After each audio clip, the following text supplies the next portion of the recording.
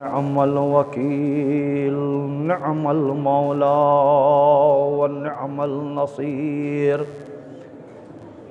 बिस्मिल्लाहिर्रहमानिर्रहीम। अल्हम्दुलिल्लाहिल्लज़ी हदाना लिहाज़ा वमा कुन्ना लिनहतदिया लौला अन हदानल्लाह।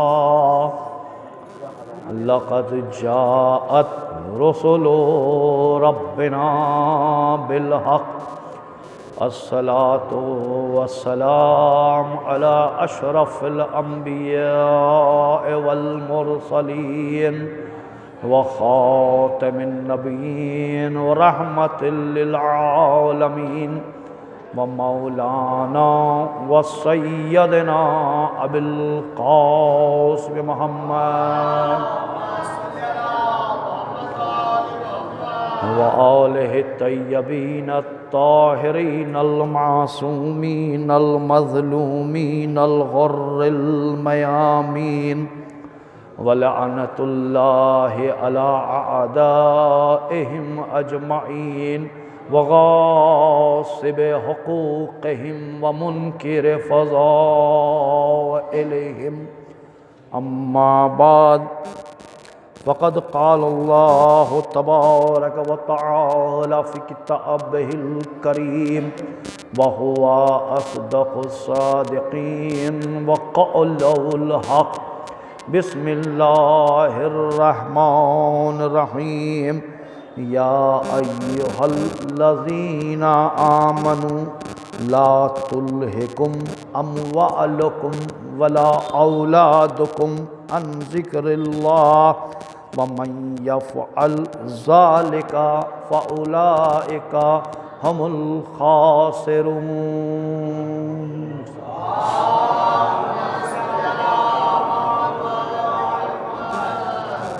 अज़ीज़ान मोहतरम, एक मरहुमा के साले सवाब की गरज से ये मजलिस मुनक़िद हुई है कि जिसके लिए हमने सूरह मुनाफ़िक़ून की आयत नंबर 9 को मुंतख़ब किया और अपनी मजलिस के लिए सरनामा कलाम करार दिया है। इरशाद रब्बुल इज़्ज़त हो रहा है, या अय्युहल्लज़ीना आमनू, ऐ ईमान लाने वालों, ला तुल्हिकुम, तुम अपने आप को हलाकत में मत डालो, मुसीबत में मत डालो। अम्वालुकुम, तुम्हारे माल की बिना पर, वला औलादुकुम, और नहीं तुम अपनी औलाद की बिना पर। वमन यफ़अल, और जो ये करेगा, ज़ालिका फ़उलाइका हुमुल ख़ासिरून, और ये लोग खसारे में हैं, ज़रर में हैं, नुकसान में हैं। कुरान मजीद में एक मकाम पर इन्हीं दो लफ्ज़ों के लिए एक अलग लफ्ज़ इस्तेमाल हुआ, अलमाल वल बनून लिज़ीनतिल हयातिद दुनिया। माल और औलाद जो हैं हयात दुनिया के लिए जीनत हैं। एक मकाम पर कुरान में ये कहा जा रहा है, अलमाल वल बनून लिज़ीनतिल हयातिद दुनिया, माल और औलाद जो हैं हयात दुनिया के लिए जीनत हैं। इस आयत को जहन में रखें और सूरह मुनाफ़िक़ून, आपके सामने ये सूरा लगा हुआ है, इसकी आयत नंबर 9 पर ज़रा नज़र रखें कि जहाँ इरशाद हो रहा है, या अय्युहल्लज़ीना आमनू, ऐ ईमान लाने वालों। सबसे पहले गौर करें कि परवरदिगार आलम मुनाफ़िक़ीन से मुखातिब नहीं हो रहा है। वला सूरह मुनाफ़िक़ून में ज़िक्र कर रहा है, लेकिन मुनाफ़िक़ीन से मुखातिब नहीं है, मुशरिकीन से मुखातिब नहीं है, कुफ़ार से मुखातिब नहीं है, यहूदियों से मुखातिब नहीं है, नसारा से मुखातिब नहीं है, बल्कि सिर्फ वो ईमान वालों से कह रहा है, ईमान वालों से मुखातिब होकर कह रहा है, या अय्युहल्लज़ीना आमनू, ऐ ईमान लाने वालों, ला तुल्हिकुम, तुम अपने आप को हलाकत में मत डालो, ज़रर में मत डालो, किस लिए, किसकी बिना पर? अपनी औलाद की बिना पर, अपने माल की बिना पर। यानी माल और औलाद जो है इंसान को दीन से दूर कर देते हैं। कभी कभी माल और औलाद जो है इंसान को दुनिया से दूर कर देते, इंसान हलाकत में अपने आप को डाल लेता है। किससे? अन जिक्रिल्लाह, यानी माल और औलाद जो है जिक्र खुदा से इंसान को दूर कर देता है, अल्लाह से दूर कर देता है। और जो ये अल्लाह से दूरी इख्तियार करेगा क्या होगा? परवरदिगार करेगा कि वो खसारे में है, नुकसान में। वमन यफ़अल, और जो इस काम को करेगा, ज़ालिका फ़उलाइका हुमुल खासिरून, वो जो है नुकसान में है, घाटे में है। मैंने क्यों उन्वान करार दिया माल और औलाद? आप बेहतर समझ सकते हैं कि आज दुनिया में मोमिनीन में कुछ मोमिनीन या मुसलमानों में कुछ मुसलमान अपनी औलाद की बिना पर इज्जत भी पाते हैं और अपनी औलाद की बिना पर बेइज्जत भी हो रहे हैं। माँ बाप आगे कह रहे कि हम क्या करें, हमारी औलाद हमें मजबूर कर दे रही है, औलाद से मजबूर है। तो परवरदिगार तो यही कह रहा है कि माल और औलाद जो हैं तुम्हारी दुनियावी हयात के लिए जीनत भी है, और कहीं तुमको माल और औलाद जो है जिक्र खुदा से दूर ना कर दें, अन जिक्रिल्लाह, खुदा के जिक्र से दूर ना कर दें। तो माल और औलाद दोनों जो हैं अल्लाह के जिक्र से दूर करने वाले भी हैं। अब कहिए मौलाना किसी औलाद की बिना पे नमाज नहीं छूटती हमारी, तो हमारे औलाद की बिना पर हमारी नमाज तो नहीं छूटती, हम रोज़ा तो नहीं छोड़ते हैं। ज़ाहिरी तौर पर आप नमाज और रोज़ा नहीं छोड़ रहे हैं, लेकिन कहीं ना कहीं उसने दीन खुदा से आपको दूर कर दिया है, अल्लाह के बताए हुए रास्ते से दूर कर दिया है। आप इतने मजबूर हो गए हैं कि अपनी औलाद के कहने के ऊपर गैर मुसलमानों से भी मुसाफा करने के लिए तैयार हैं। अपनी औलाद की बिना पर गैर मुसलमानों के साथ दस्तरखान पर बैठकर खाना खाने के लिए तैयार हो गए। क्यों? औलाद ने मजबूर कर दिया। औलाद कहाँ मजबूर कर रही है आपको, किस मौके पर मजबूर कर रही है? इसलिए मजबूर कर रही है कि आपने अपनी औलाद की सही तरबियत नहीं की है, आपने अपनी औलाद को सही इस्लाम के सांचे में नहीं ढाला है, दीन के सांचे में नहीं ढाला है। जब इस्लाम के सांचे में, दीन के सांचे में औलाद को आपने नहीं ढाला है तो जाहिर सी बात है वह औलाद आपको जिक्र खुदा से दूर भी करेगी, आपको मजबूर करेगी कि गैर मुसलमानों के साथ दस्तरखान पर बैठकर खाना भी खाए, गैर मुसलमानों के साथ बैठकर आप दीन के खिलाफ अमूर को भी अंजाम दें।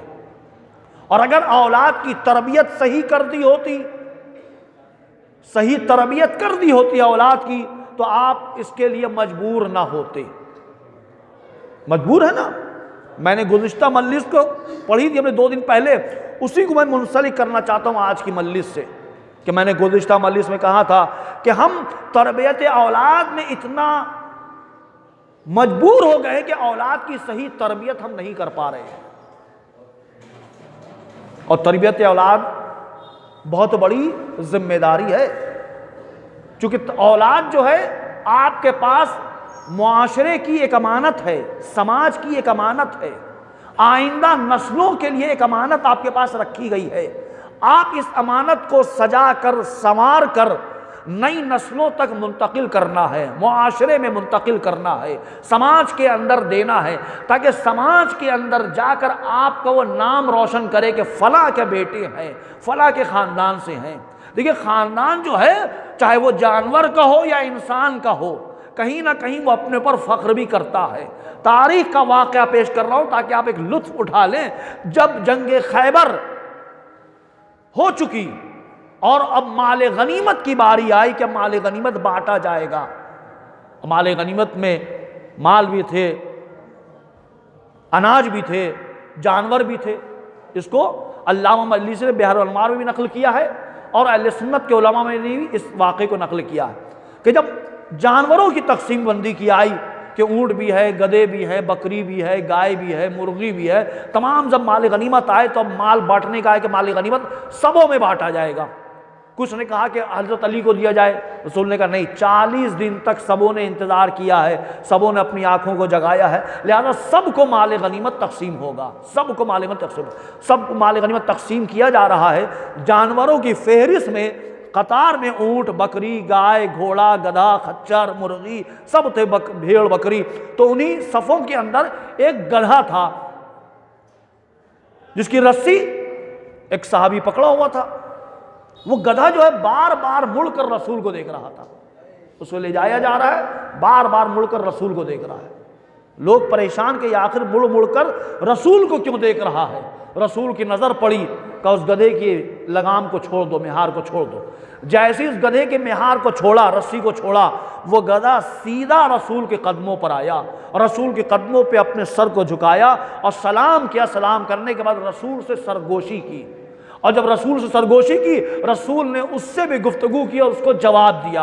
अब तमाम असहाब परेशान कि हम तो बड़े बड़े सहाबी खड़े हुए हैं, रसूल ने सहाबियों को वो दर्जा नहीं दिया। एक गधे से गुफ्तगू करने लगे, एक जानवर से गुफ्तगू करने लगे, और जानवर को सलाम का जवाब भी दिया, उससे गुफ्तगू भी की है।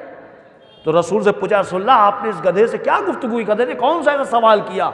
तो रसूल ने फरमाया, इस गधे ने हमसे ये सवाल किया कि या रसूलल्लाह मैं आपको देखकर ज़ियारत कर रहा था और आपसे ये शिकवा करने आया हूँ कि हमारे अजदाद जो थे उन अजदाद की पुष्ट पर बहुत से अंबिया ने सवारी की है, बहुत से अंबिया ने, औलिया ने, औसिया ने सवारी की है, लेकिन कुछ नस्लों से हमारे अजदाद की पुष्ट पर कोई नबी नहीं बैठा, कोई औलिया नहीं बैठा, कोई वसी नहीं बैठा। लिहाजा हम ख्वाहिशमंद हैं कि आप हमारी पुष्ट पर बैठकर हमें ये शरफ बख्शें कि आप हमारी पुष्ट के ऊपर बैठ जाएं और हम कह सके कि एक नबी हमारी पुष्ट पर बैठा था, एक नबी हमारी पुष्ट के ऊपर बैठा था। यानी एक जानवर भी फख्र महसूस कर रहा है कि मेरी पुष्ट के ऊपर आकर नबी बैठ जाए। नबी ने जवाब दिया कि हाँ मैं जरूर बैठूंगा और तुम्हें यह शरफ बख्शूंगा। रसूल ने उस गधे की पुष्ट पर बैठे कुछ देर और बैठने के बाद शरफ बख्शा उसको, और उसके बाद उस गधे को अपने पास रख लिया। उस गधे का नाम तारीख में यासूर बयान किया है। अल्लामा मजलिसी ने बिहार अनवार में यासूर बयान किया है, और मुख्तलिफ उलमा ने भी इसको बयान किया है। जब रसूल के तमाम जानवरों को पेश किया गया, रसूल कौन कौन सा घोड़ा था, कौन सा गधा था, खच्चर था, तो उसमें इस जानवर का, गधे का नाम पेश किया कि यासूर था। और फिर रसूल की तरबियत में रहकर इस गधे ने ऐसी तरबियत पाई, तवज्जो, रसूल की तरबियत में रहकर इस गधे ने ऐसी तरबियत पाई कि रसूल जिस सहाबी के पास भेजते थे, ये गधा खुद ब खुद उस सहाबी के दरवाजे पर चला जाता था।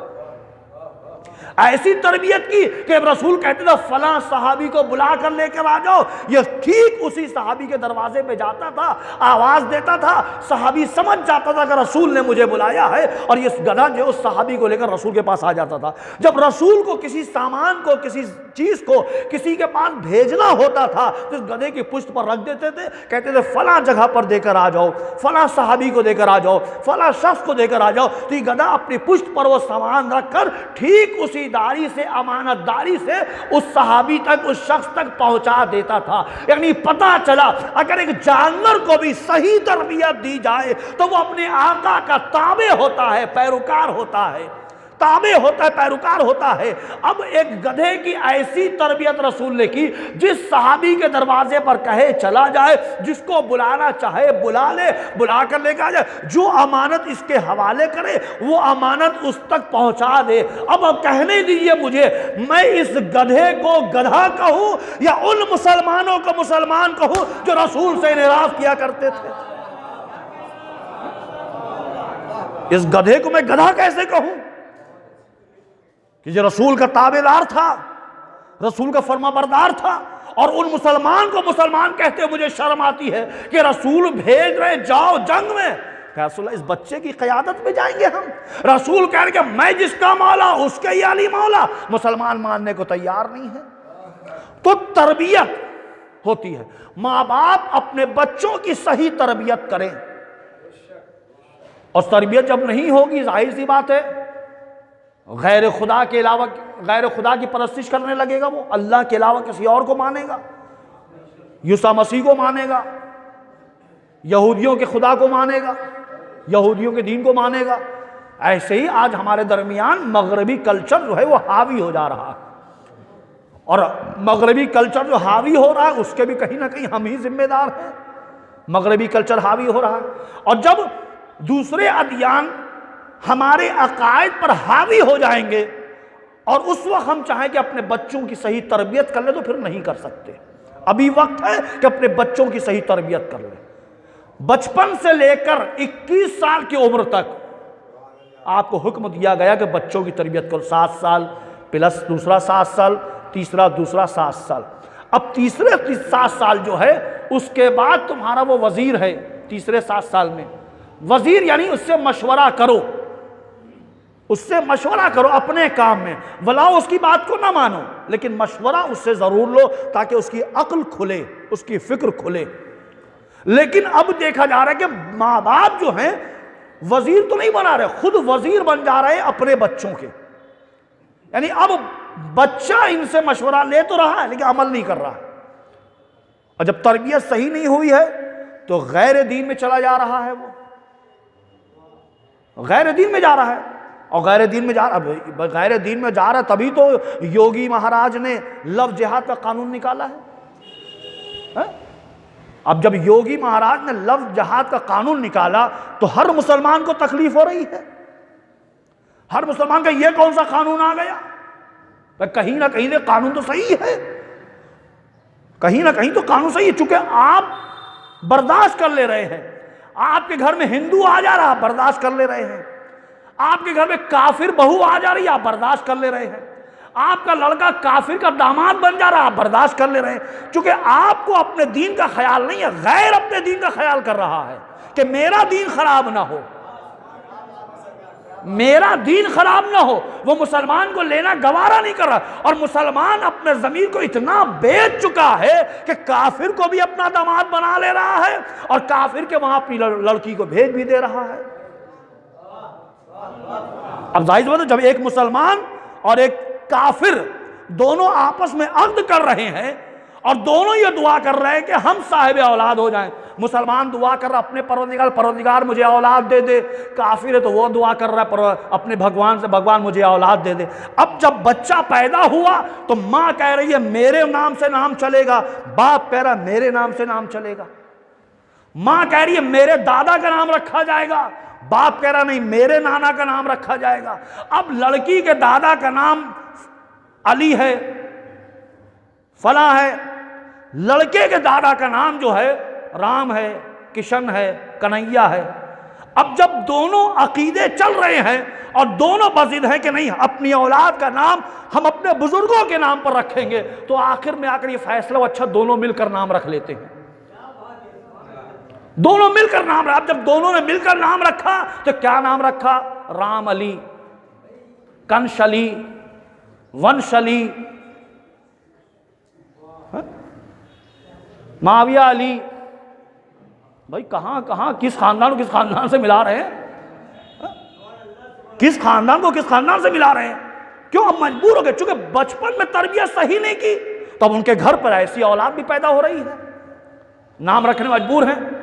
अब यहां पर कहीं ना कहीं हम जवाब से नहीं, भाई वो तो मुसलमान हो गया है। याद रखे नाम बदलकर निकाह कर ले तो मुसलमान नहीं होगा। नाम बदल दिया, फला अली, मीसम अली, फला अली, निकाह पढ़ दे मौलाना।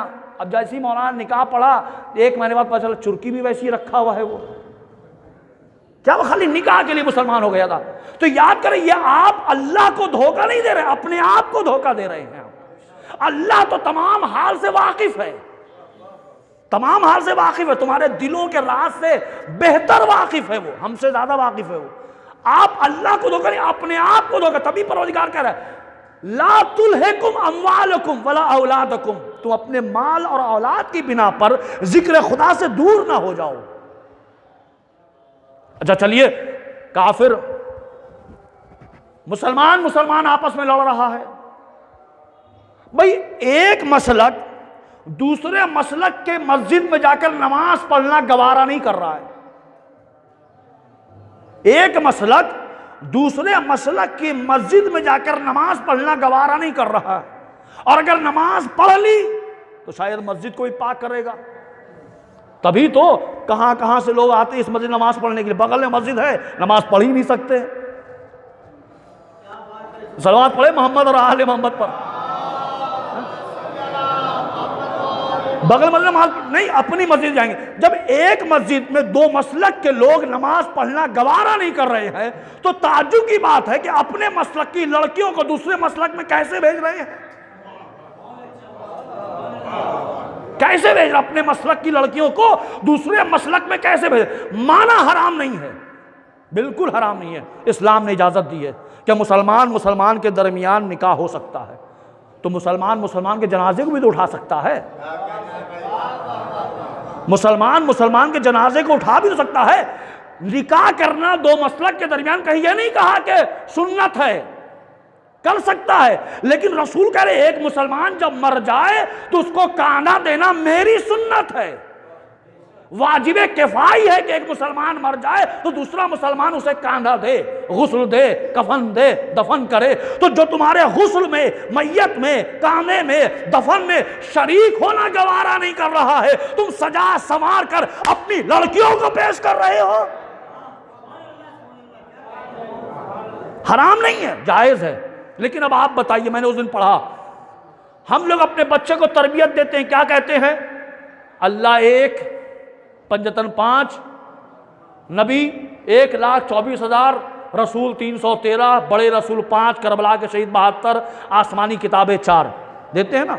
साथ में जब बच्चा ये सीख जाता है, बच्चों कहते बेटा देखो खुदा एक है, अल्लाह एक है। बच्चा पूछेगा अगर अल्लाह 2 होते तो क्या होता, तो माँ बाप उस्ताद फरमाया बेटा अल्लाह 2 होते तो फिर कयामत हो जाएगा। कैसे का, एक अल्लाह कहता अभी सूरज निकालो, एक अल्लाह कहता नहीं अभी चांद निकालो, एक अल्लाह कहता अभी दिन हो, दूसरा अल्लाह कहता नहीं अभी रात हो, तो दोनों आपस में लड़ते।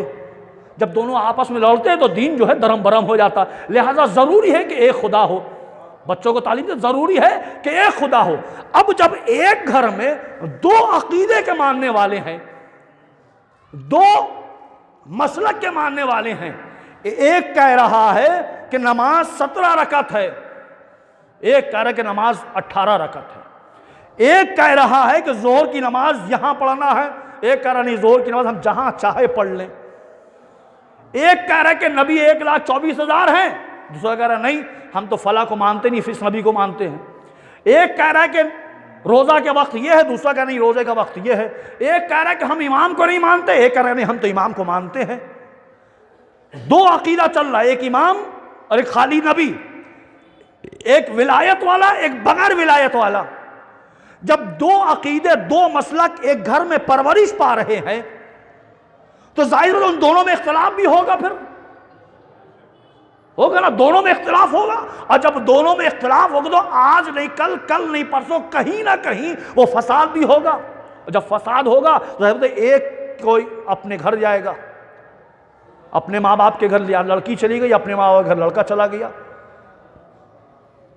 और अब जो बच्चा पैदा हुआ वो किसके मसलक पर जाएगा, विलायत वाले मजहब पर या गैर विलायत वाले मजहब पर। देखिए आप हमको धोखा दे सकते हैं, अपने आप को धोखा मत दिए। नहीं हमने तो उसको मुसलमान कर लिया, हमने तो अपना अली का दर्स दे दिया, इमामत का पैगाम पहुंचा दिया। इतना मुखलिस होता वो विलायत को कबूल करने वाला तो यहां पर नहीं कहीं और भी कबूल कर लेता वो। बहुत से लोग ना उलमा को धोखा देते हैं। हम थे आसनसोल में, हम 3 साल रहे हैं, वहाँ मदरसा था, वो मदरसे के हम प्रिंसिपल थे, जिम्मेदारी थी तो वहाँ पे था। वहाँ पे कुछ लोग रहते हैं तो वो अपने निकाह में गाना वगैरह बजाते थे। तो क्या करते, जब मौलाना को निकाह पढ़ना तो सारे गाने बॉक्स के छुपा देते थे, और जब निकाह पढ़ने जाए, निकाह पढ़ ले हम लोग, कभी ऐसा निकाह पढ़ लिया, मौलाना जल्दी चलिए पहुँचा दिया आपको घर पे, आपको जल्दी चलिए। पहुंचाने की जल्दी क्यों है, तो पहले तो पता नहीं चला, बाद में पता चला पहुंचाने की जल्दी है कि जल्दी से मौलाना जाए और फिर हम खुराफात में वो हो जाए। जैसे ही मौलाना जाते थे वो खुराफात में गाना ही बज रहा, डांस भी सब कुछ कर रहा। जब हम लोग को ये पता चला इस तरह से कर रहे हैं तो हम लोग अब शर्त रख दिए थे कि नहीं निकाह अब हम लोग शाम के वक्त पढ़ेंगे, आखिरी वक्त पे करो तुम दिन भर जो करना है करो। जब पता चल गया ऐसा करो फिर निकाह नहीं पढ़ा, कहीं निकाह नहीं पढ़ा वहां पर। अब यहां पे लोग कैसे धोखा दे रहे हैं, अब मुआशरे के अंदर रह रहे ना, आयरन गेट के अंदर पता चल जाएगा कि फला साहब के घर पे तो बॉक्स बजा है, गाना बजा, तो वो जाके दूर शादी कर रहे हैं, किराए का मकान ले लिया, वहां जाके शादी, ताकि मोहल्ले वालों को पता ना चले। तो मोहल्ले वालों कहीं ना कहीं से पता तो चल गया, खबर तो मिल गई, आपने मोहल्ले वालों को धोखा नहीं, अपने आप को धोखा दिया, आपने अपने आप को धोखा दिया, आपने अपने बच्चों की नस्ल को खराब कर दिया। सब खबर है, ऐसा ना कोई ये ना समझे कि हमको खबर नहीं होती या मोमिन खबर, सबको सबकी खबर है। ये और बात है कि हम लोग बोलते नहीं है, चलो रहने दो। देखिए जब तक एक इंसान अपने घर के अंदर गुनाह कर रहा है वो खुद जिम्मेदार है, मगर घर के अंदर वो टीवी चला रहा है, गाना सुन रहा है, मौसीकी सुन रहा है, वो खुद जिम्मेदार है। लेकिन अगर वही काम आके मुआशरे के अंदर कर रहा है तो अब खाली वो फर्द नहीं, पूरा मुआशरा गुनाहगार होगा, पूरा समाज गुनाहगार होगा, पूरा समाज जिम्मेदार है उसके। तो तुमको जो करना अपने घर के अंदर करो, मुआशरे को बदनाम करने का हक तुमको नहीं है, समाज को बदनाम करने की जिम्मेदारी हक तुमको नहीं दिया किसी ने कि तुम समाज को बदनाम करो। नाम खाली कॉलर खड़ा करने कोई शरीफ खानदान नहीं बन जाता है, इंसान अपने कैरेक्टर से, अपने अखलाक से बताता है कि हम किस खानदान से हैं, अपने कैरेक्टर अपने अखलाक से हम किस खानदान के हैं। लिहाजा वक्त है कि हम अपने बच्चों पर नजर रखें, ऐसा ना हो कि आपका लड़का किस खानदान में जा रहा है और आप बाद में पछताएं। आप बाद में कि कोई बोलने वाला नहीं था, बोला, आपको पता भी था, आपको बारहा खबर भी की गई, लेकिन आप अपने बच्चों के लिए इतना महव हो गए कि बच्चों की बातों पर आ गए, आपने अगयार के अंदर अपनी नामूस को भेज दिया। तो अब तो हम लोगों ने तय कर लिया भाई हम लोग तो निकाह नहीं पढ़ेंगे, एकदम तय कर लिया निकाह नहीं पढ़ेंगे। और लिहाजा ये बार बार ऐलान भी इसलिए किया जा रहा है कि आप कभी वादा लेने भी ना आइए, कभी वादा लेने भी ना आइए किसी मौलाना के पास कि हमारी लड़की जो है गैर मसलक में जा रही है, गैर दीन में जा रही, कुफार में जा रही, आप निकाह पढ़ दिए, वादा लेने भी ना आइए। साफ निकाह तो कोई नहीं पढ़ेगा, आपको पढ़वाना पंडित से पढ़वा लिए, साधु से पढ़वा लिए, किसी मलंग से पढ़वा लिए, कोई मौलवी निकाह नहीं पढ़ेगा आपका। अच्छा खाली मौलवी की जिम्मेदारी नहीं है, आपकी भी जिम्मेदारी, जब कोई ऐसा कर रहा है तो ऐसी शादियों में शरीक भी ना हो, वरना फिर आप जिम्मेदार हैं। हम लोग तो ये कह सकते हैं अपने इमाम से कि हम लोगों ने ऐसा अक्द नहीं पढ़ा है, अब मुआशरे ने शिरकत की, समाज ने शिरकत की, समाज जिम्मेदार है। तो कल आपको जवाब देना होगा कि स्टार्टर कैसे खा रहे थे, बिरयानी कैसे खा रहे थे, तुम तायीद कर रहे थे तभी तो शादी हो रही थी वो। तो समाज की जिम्मेदारी का ऐसी शादियों में शरीक भी ना हो, कुर्बान कर दे ऐसी बिरयानी को, जाओ तुम खा लो, तब इंसान सुधरेगा। खाली एक के अलग हो जाने से मुआशरा नहीं सुधरेगा, तमाम मुआशरे को साथ देना होगा, तमाम समाज को साथ देना होगा। अगर आप अहद करिए कि अगर आइंदा कभी ऐसा हो रहा है तो हम ऐसी शादियों में शरीक नहीं होंगे,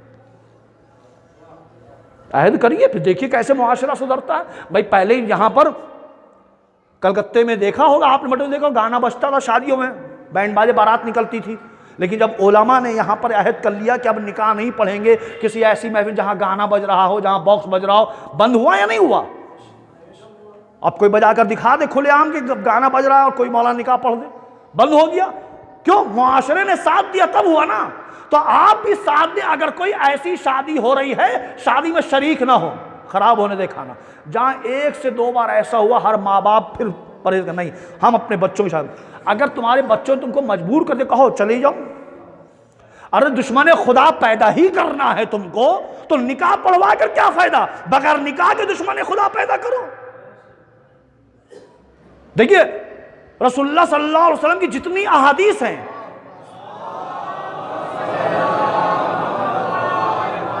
जितनी अहादीस हैं, सब अहादीसों पर किसी को यकीन हो या ना हो, लेकिन रसूल की इस हदीस पर उसको यकीन था कि या अली तुमसे वही बुग़्ज़ रखेगा जो हराम ज़्यादा होगा, तुमसे वही मोहब्बत करेगा जो हलाल ज़्यादा होगा।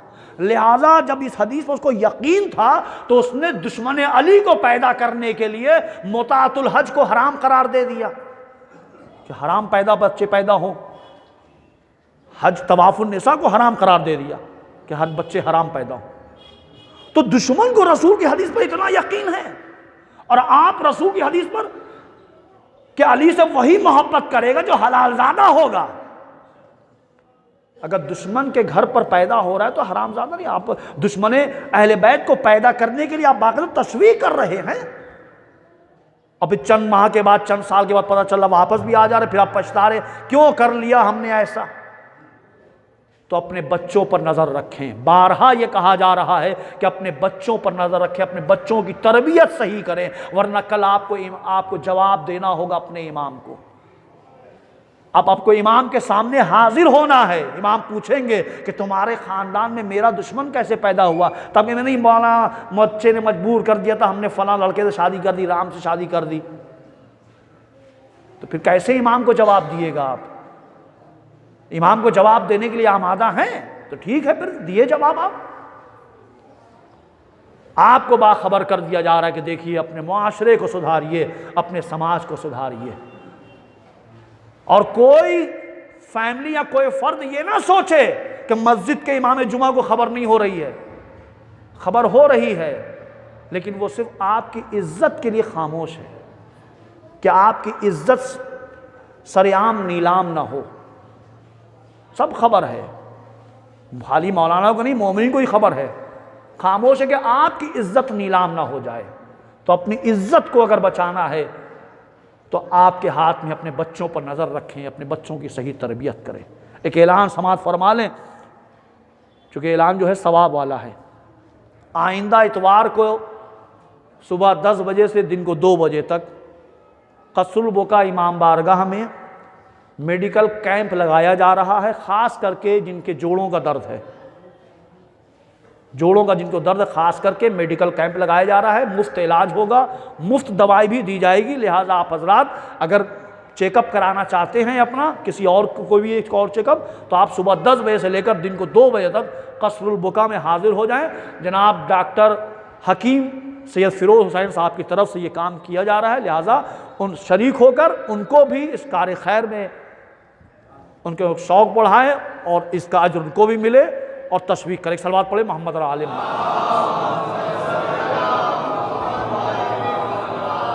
बैरकफ अज़ीज़ों, खुलासा ये कि हम सुनते हुए आ रहे हैं कि क़यामत करीब है, और जब क़यामत करीब है तो अपने इमाम के सामने हमको हाजिर होना है, इमाम के सामने जाना है।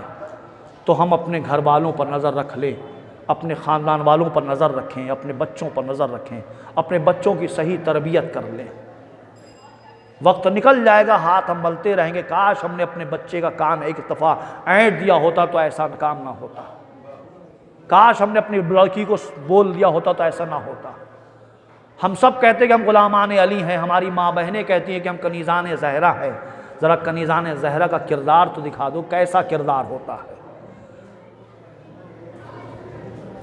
खाली महल्ले वाले जो हैं वो नामहरम है, और महल्ले से बाहर गई सब महरम हो गए। आयरन गेट के अंदर सब महरम है, नामहरम है, पर्दा करना है। जैसे क्विस्ट मॉल के अंदर गई तो अब चादर भी गायब, रूसरी भी गायब, इसका अब सब महरम हो गए सब यहाँ पर। ऐसा ना हो। कल आपको जनाब ज़ैनब को जवाब देना है, कल आपको जनाब सकीना को जवाब देना है। हम लोगों की जिम्मेदारी आपको बाखबर करना, आपको खाली ज़रा तकरार करके बताना। बाकी जिम्मेदारी मुआशरे के ऊपर, अपने बच्चों पर, अपने उसों पर रखें, नज़र रखें। अगर आप अपने नामूस की हिफाजत करेंगे, दूसरा आपकी नामूस की हिफाजत करेगा। जब आप अपने नामूस को ऐसी छोड़ देंगे, दूसरा भी फिर आपकी नामूस को ख्याल नहीं करने वाला है। लेकिन अजीब बात है, जैसे हमारा मुआशरा है, ज़िंदगी में कदर नहीं होती, मरने के बाद कदर होती है। मुआशरे की दस्तूर हो गई है ना, ज़िंदगी में कोई कदर नहीं है। जहाँ मर गया बहुत अच्छे थे, फला काम अच्छा था, फला करते थे, फला करते थे, मरने के बाद। उसी तरह ज़िंदगी में कोई पर्दा नहीं है, और जब मर गया कोई, देखिए नामहरम है, नामहरम ना देखें इसको, नामहरम का जनाजा है कोई ना देखे। मरने के बाद सारा पर्दा, जिंदगी में पर्दा करना है, सारा पर्दा मरने के बाद। कोई नामहरम कब्र में ना जाए, कोई नामहरम ना देखे। तो जिंदगी में ये पर्दे ज़रूरी हैं, जिंदगी में ये पर्दा करो। और बड़ी शान में अर्ज कर रहे हैं कि बड़े बड़े होटल में जा रही है हमारी लड़कियां। तो जाओ ना भैया, अल्लाह तुमको मुबारक करे, तुम जहन्नम भी तुमको मुबारक करे, तुमको उन्हीं लोग के साथ महशूर भी करे। तो कल खाली बच्चे खताकार नहीं हैं, कल माँ बाप का भी दामन पकड़ा है। तुमने बच्चों की तरबियत कैसे की, किस तरीके से की। देखिए, पत्ते को देखकर दरख्त की पहचान होती है ना, बुजुर्गों ने कहा पत्ते को देखकर दरख्त की पहचान होती है। तो तुम्हारी औलाद को देखकर तुम्हारी पहचान है। किसका बच्चा जा रहा है, किसका फर्जंद जा रहा है, किसकी लड़की जा रही है, तुम्हारी पहचान होगी। अपने बच्चों पर नज़र रखें, बच्चे कहाँ जा रहे हैं, कब आ रहे हैं। शायद बहुत सख्त है, सलवात का सहारा तो दिएगा।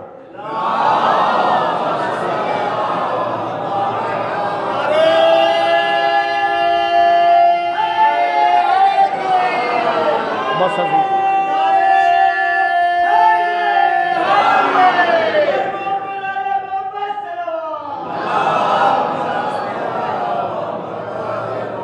बस जो मैंने जहमत तमाम की, क्योंकि आपके पेट और उसके दरमियान में हायल नहीं होना चाहता। ऐसा ना हो जो आप गौर से सुन रहे हैं अंदर ही अंदर, फिर हमको कोस भी रहे हैं कहाँ बैठ गए मौलाना। ये हमारी और आपकी जिम्मेदारियां हैं कि हम अपने घर वालों पर नज़र रखें, अपने बच्चों पर नज़र रखें, हमारे बच्चे क्या कर रहे हैं। कल शहज़ादी को आपको जवाब देना होगा, खाली उलमा जवाब नहीं देंगे, सबको जवाब देना है। कल इमाम को आपको जवाब देना है, कैसे हमने अपने बच्चों की तरबियत की, कैसे हमने दुश्मन आले मोहम्मद को पैदा करवाया। तो लिहाजा वक्त है कि हम अपने घर को सुधार लें। रसूल पर भी सबसे पहले यही हुक्म आया था, वह अनज़िर अशीरतकल अक़रबीन, सबसे पहले अपने क़राबतदारों को डराओ। हम अपने घर को अगर साफ़ कर ले, पाक कर ले, हमको दूसरे के घर को साफ़ करने की ज़रूरत नहीं पड़ेगी। अपने घर को अगर हम साफ़ कर लें, ये दीन बड़ी आसानी से हम तक नहीं पहुँचा है। आइम्मा मासूमीन ने बहुत ही मुसीबतें बर्दाश्त की इस दीन को हम तक पहुँचाने के लिए। हमारे बुज़ुर्गों ने बहुत तकलीफ़ें बर्दाश्त की इस दीन को हम तक पहुँचाने के लिए। उलमा ने बहुत कुर्बानियाँ दी हैं, तब ये दीन हम तक पहुँचा है। तब हमारी ज़िम्मेदारी कि इस दीन को हम सही और सालिम आइंदा नस्लों तक पहुँचाएँ। एक माँ के साले सवाब की मजलिस है, इसलिए मैंने एक माँ की तरबियत कैसी, माँ कैसे तरबियत करती, इसलिए मैंने इस उन्वान से पढ़ा। यकीनन मरहुमा खुशनसीब थी, मरहुमा का जनाजा उठा तो अहले खाना भी शरीक थे, बेटियाँ भी शरीक थीं, भाई भी आ गए थे, जनाजे में शरीक हो गए।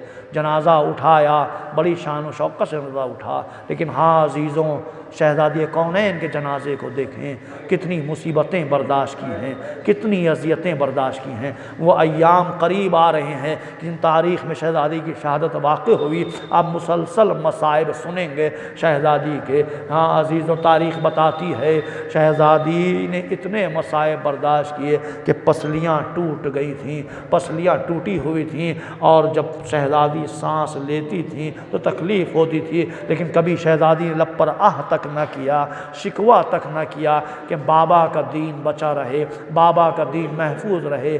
हाँ अज़ीज़ों, जब शहज़ादी कौनैन को अली गुस्ल दे रहे थे, गुस्ल देते देते एक मरतबा मौला ज़ोर से चीखे हैं, आवाज़ बुलंद हुई। सलमान ने पूछा मौला क्या बात है, क्यों आवाज़ बुलंद हुई? मौला ने कहा सलमान, कितनी साबरा बीबी थी, कितनी मजलूमा बीबी थी। मौला क्या बात है? कि सलमान पसलियाँ टूटी हुई थी लेकिन कभी आह तक न की। अल्लाह अकबर, अल्लाह अकबर। मौला ने गुस्लो कफन दिया, जनाजा आमादा हो गया। अब ये कहा गया कि एक एक कर रुखसत हासिल कर ले। जनाब ज़ैनब आई, माँ के चेहरे की ज़ियारत की रुखसत हुई। जनाब कुलसूम आई, माँ के चेहरे की ज़ियारत की रुखसत हो गई। इमाम हसन आए, ज़ियारत की, लेकिन एक मतलब इमाम हुसैन के इशारे के बेटा अब अपनी माँ को अलविदा कहो। इमाम हुसैन ने कहा जब तक मेरी माँ मुझे नहीं बुलाएगी, अरे हम नहीं आएंगे। अरे आंखों से आंसू गिरने लगे, शहजादी से बर्दाश्त नहीं हुआ। एक मतलब बंदे कफन टूटा, ए मेरे लाल हुसैन। अरे मैं कहूँ शहजादी, अरे हुसैन की आंख से आंसू गिरे, बर्दाश्त ना हुआ। हाय रे करबला, अरे शिब्र का तुल खंजर, अरे पसरे हुसैन। एक मर्तबा शहजादी कह रही है ए शिव, अरे मैंने बड़े प्यार से पाला है, अरे सक्की पीस पीस के पाला है मेरा लाल हुसैन। और चारों तरफ, अरे तारीख करबला में हुसैन की वो जात कि हर तरफ से हमला हो रहा था, कोई तलवार चला रहा था, कोई नेज़ा चला रहा था, अरे जिसके पास कुछ ना था, अरे पत्थर उठाकर हुसैन पर हमला कर रहा था। इन्ना लिल्लाह व इन्ना इलैहि राजिऊन। अला लातल कौमिज़ ज़ालिमीन व सयालमुल लज़ीना ज़लमू अय्य मुनक़लिबीन यनक़लिबून। बारेलहा बिहक़्क़ि ज़हरा व अबीहा व बालुहा बनुहा। इस ज़िक्र क़लील को कबूल फरमा ले। बारेला बिहक़्क़ि मोहम्मद व आले मोहम्मद, मरहुमा के गुनाहान कबीरा और सगीरा को माफ़ फरमा। बारेला बिहक़्क़ि मोहम्मद व आले मोहम्मद, मरहुमा के कब्र को मुनव्वर फरमा। मरहुमा के पसमंदगान को सब्र जमी इनायत फरमा। बारेला बिहक़्क़ि मोहम्मद व आले मोहम्मद, मरहुमा की बच्चियों को सब्र जमी इनायत फरमा। बारेला बिहक़्क़ि मोहम्मद व आले मोहम्मद, हम तमाम हाज़रीन के गुनाहान कबीरा और सगीरा को माफ़ फरमा। बारेला बिहक़्क़ि मोहम्मद व आले मोहम्मद, हमारे बुज़ुर्गों का साया हमारे सरों पर बाक़ी रख। हमारे वालिदैन का साया हमारे सरों पर बाक़ी रख। जिन जिन के वालिदैन इस दुनिया से गुज़र गए हैं परवरदिगार, उनके गुनाह कबीरा और सगीरा को माफ़ फरमा। उनकी औलाद को ज़्यादा से ज़्यादा नेक आमाल इसाले सवाब करने की तौफ़ीक़ न फरमा। बारेला बिहक़्क़ि मोहम्मद व आले मोहम्मद, दुनिया में जहाँ जहाँ कलमा गो मुसलमान हैं, उनकी जान माल और नामूस की हिफाजत फरमा। बारेला बिहक़्क़ि मोहम्मद व आले मोहम्मद, परचम इस्लाम को बुलंद फरमा। दुश्मनान इस्लाम को निस्स-ए-नाबूद फरमा। बारेला बिहक़्क़ि मोहम्मद व आले मोहम्मद, जो भी मोमिन मोमिना बीमार है, परवरदिगार शोहदाए करबला का वास्ता उन्हें शिफाए कामिल इनायत फरमा। बारेला बिहक़्क़ि मोहम्मद व आले मोहम्मद, हमारे इमाम को हम सबों से राज़ी खुशनूद फरमा। इमाम के ज़हूर में ताजील फरमा। हम सबों को इमाम के आवान व अंसार में शुमार फरमा। बारेला हमारी नेक और जायज़ दुआओं को कबूल फरमा। बारेला बिहक़्क़ि मोहम्मद व आले मोहम्मद, बिहक़्क़ि 4 नवासिल यूसुफ़ ज़हरा के ज़हूर में ताजील फरमा। एक मतलब सूरह हम और 3 मतलब सूरह तौहीद की तिलावत फरमा कर मरहुमा शाहिदा बानो बिन्त सैयद मुज़फ़्फ़र हुसैन साहब की रूह को शाद फरमा दे। बिस्मिल्लाहिर्रहमानिर्रहीम। अल्हम्दुलिल्लाह रब्बिल आलमीन अर्रहमानिर्रहीम मालिक यौमिद्दीन इय्याका नअबुदु व इय्याका नस्तईन इहदिनस सिरातल मुस्तकीम सिरातल लज़ीना अनअमता अलैहिम गैरिल मग़ज़ूबि अलैहिम वलज़्ज़ाल्लीन। बिस्मिल्लाहिर्रहमानिर्रहीम। कुल हुवल्लाहु अहद अल्लाहुस समद लम यलिद वलम यूलद वलम यकुन लहू कुफुवन अहद। बिस्मिल्लाहिर्रहमानिर्रहीम। कुल हुवल्लाहु अहद अल्लाहुस समद लम यलिद वलम यूलद वलम यकुन लहू कुफुवन अहद। बिस्मिल्लाहिर्रहमानिर्रहीम। कुल हुवल्लाहु अहद अल्लाहुस समद लम यलिद वलम यूलद वलम यकुन लहू कुफुवन अहद। कज़ालिकल्लाहु रब्बी। अल्लाहुम्मा सल्लि अला मुहम्मद व आले मुहम्मद। अल्लाहुम्मा सल्लि अला मुहम्मद व आले मुहम्मद। अल्लाहुम्मा सल्लि अला मुहम्मद व आले मुहम्मद। परवरदिगार बिहक़्क़ि 4 मासूमीन, इन सूरों के सवाब को मरहुमा की रूह को पहुँचा। रब्बना तक़ब्बल मिन्ना इन्नका अंतस समीउल बसीर।